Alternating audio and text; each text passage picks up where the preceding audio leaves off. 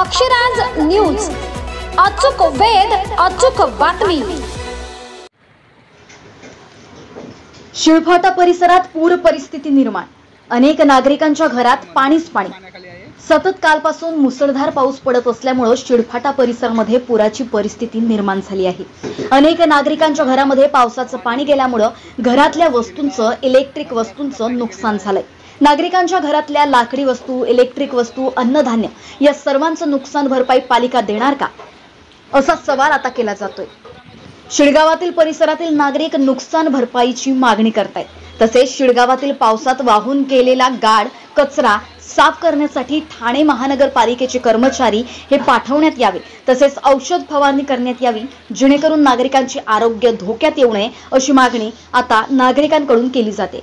अक्षराज मीडियासाठी विनोद वास्कर, शिळफाटा, ठाणे। बघा, स्वतः अधिकारी नागरिकांच्या ज्या समस्या आहेत ते जाणून घेत आहेत। चंद्रकांत वायटोंगे हे अधिकारी आहेत, स्वतः पाहणी करत आहेत।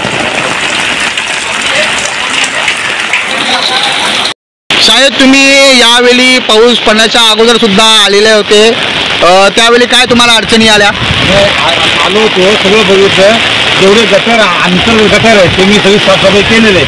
आता ते मेन नाला आहे, ते मेन नाल्यापाशी त्या लोकांनी भरणी केलेलं आहे, ते भरणीमुळे थोडं पाणी वाढलं गेलं आहे, त्यामध्ये पाणी थोडं आहे नाले सफाई झालेले, पण भरणीमुळे थोडा हे झालं। ती भरणी काढण्यासाठी नागरिक तुम्हाला अडथळा आणला होता का?